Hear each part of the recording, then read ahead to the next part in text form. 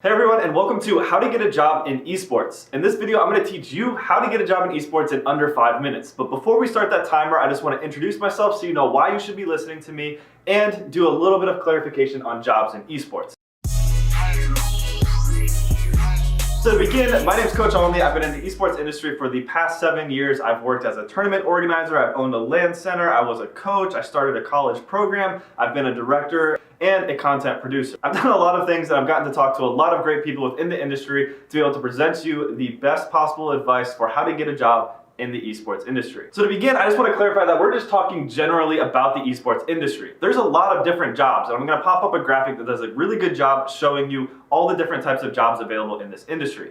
Now this advice is going to carry over into all of those, so you're going to want to watch this full video, but I'm also going to be posting more specific videos on each of those different jobs within the market. So you're going to want to hit that subscribe button to stick around and learn more in depth. In this one, I'm going to use general examples, but you're going to learn a lot, I promise. So the first thing I'm going to teach you is how to actually build value for yourself as an employee, and then I'm going to teach you how to find those jobs. So with that said, let's start the timer and teach you how to get a job in under 5 minutes. To begin, the question you need to ask yourself is, what value do you provide to this esports organization? This is really important because what you need to understand about esports is the majority of companies in this space are early to late stage startups. And startups operate a lot differently than Fortune 500 companies. The main difference is every single dollar that these companies spend matters. And when you're getting paid a salary from one of these organizations, the value you provide needs to outweigh the money that they're paying to keep you on staff. So how do you do that? Well, the value you provide really breaks down into 3 questions. What skills do you have? What experience do you have? And why would you be a good fit? So for the first question, what skills do you have? What are you capable of doing? What craft have you perfected? What have you been working on over the past few years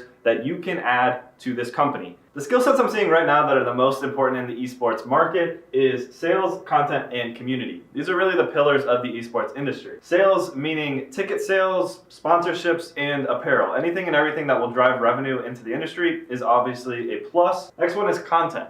If you understand how to edit videos and tell a story through content, all esports teams want that right now. If you can use Photoshop, After Effects, and Premiere, that's all a plus. And the final one, community. This is social media, Reddit, Discord. If you can understand how to maintain and grow these communities, how to engage fans, and these all play together because the better content you can put out, the better engaged you can get the community with your brand, the more sales you're going to generate and the more successful that org is going to be. So the next question we need to answer is, what experience do you have? And this kind of boils down to a portfolio of work that really just proves your skill set. You can start building on this as early as high school, or really just when you start actually honing in the skill set that you're pitching. So here's a basic overview of how you can really build this portfolio to stick out. Number one is always going to be content. Even if you're not trying to be a content producer or work in content, if you can document your story in any field within esports, it's a plus. You can make videos on documenting your journey, growing a Discord from 0 to 1,000 members. Content is always going to be a visual representation of your growth. Doesn't matter about subscribers, doesn't matter about views. It shows progress, it shows experience,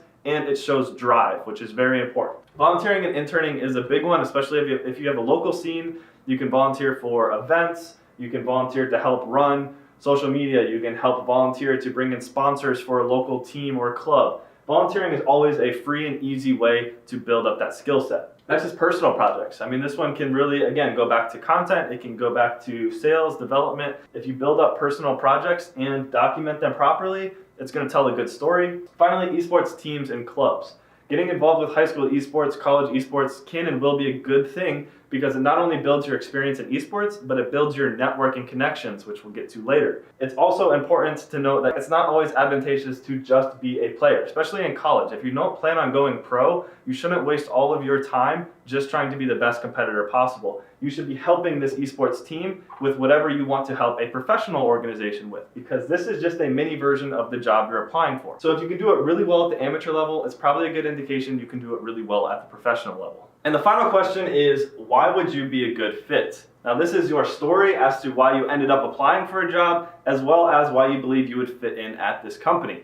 Now remember, like I said, most of these companies are early to late stage startups with relatively few employees, which means you're all going to interact with each other quite a bit, and you need to make sure it's something that you're going to fit into. The absolute worst way to go into one of these jobs or interviews is just to say, I don't know, I've liked video games for a long time. That doesn't help you at all. 96% of people in the world play video games. You need to be more focused in on that. You can also use this to your advantage even if you're not from an esports background. Say you're from a sporting background. It doesn't really matter so long as you can craft a story as to how your journey ended up applying for this esports job. Because at the end of the day, if they don't want to spend every day working with you, they're not going to hire you. Okay, so the final piece to this puzzle is how do you actually find the jobs in the esports industry? You can either go to Hitmarker, which is the most popular video game and esports website right now for job postings. You can do it on LinkedIn, which is a great tool for not only finding jobs, but also connecting with the important people at any given esports organization who may be in charge of hiring, as well as building a personal network. The majority of jobs in esports right now don't really come through a traditional means of hiring.